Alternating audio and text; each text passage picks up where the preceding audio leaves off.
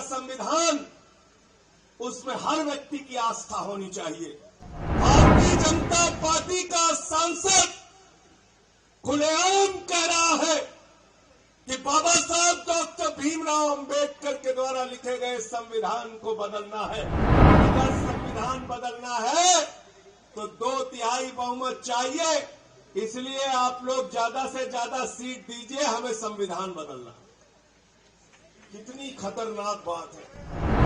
नरेंद्र मोदी जी का काम 272 में नहीं चल रहा। आदिल भाई, सांसद जी कह रहे हैं 272 में काम नहीं चल रहा मोदी जी का।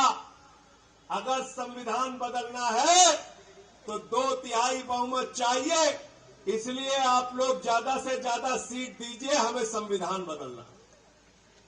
कितनी खतरनाक बात है,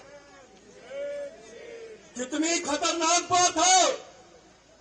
भारतीय जनता पार्टी का सांसद खुलेआम कह रहा है कि बाबा साहब डॉक्टर भीमराव अंबेडकर के द्वारा लिखे गए संविधान को बदलना है।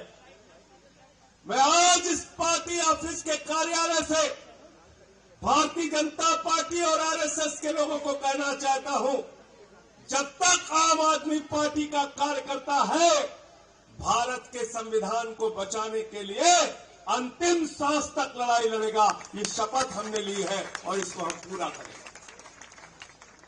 आप भारत के संविधान को खत्म करना चाहते हैं? भारत के संविधान में क्या है? बाबा साहब ने कहा शिक्षा में हमें समानता नहीं है।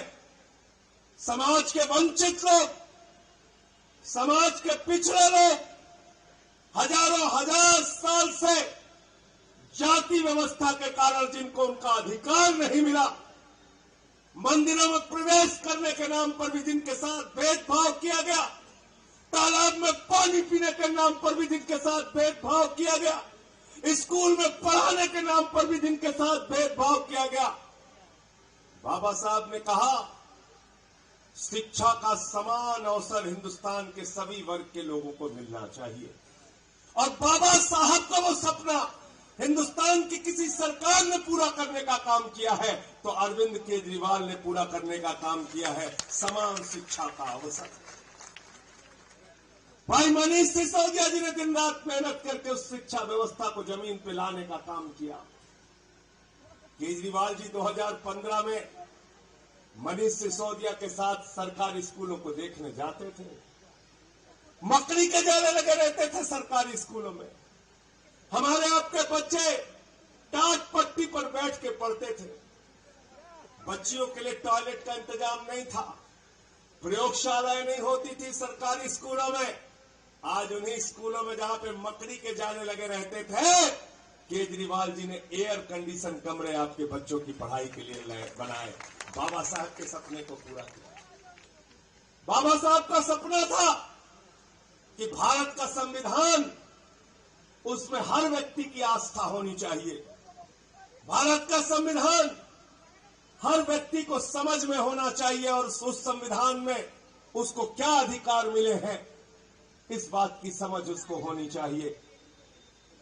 75 साल में तो बहुत सारी सरकारें आई और गई, लेकिन हिंदुस्तान की पहली सरकार है अरविंद केजरीवाल की सरकार।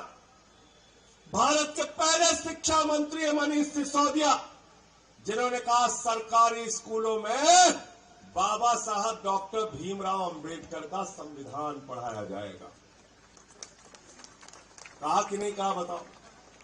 कहा था ना? कहा था ना? तो जन्म के आधार पर भेदभाव न हो, ये ताकत कौन देता है? कौन देता है? जोर से बोलिए। कौन देता है? जोर से बोलिए। शिक्षा के नाम पर भेदभाव न हो, यह अधिकार कौन देता है? स्वास्थ्य के नाम पर भेदभाव न हो, यह अधिकार कौन देता है? नौकरी में अवसर के नाम पर भेदभाव न हो, यह अधिकार कौन देता है?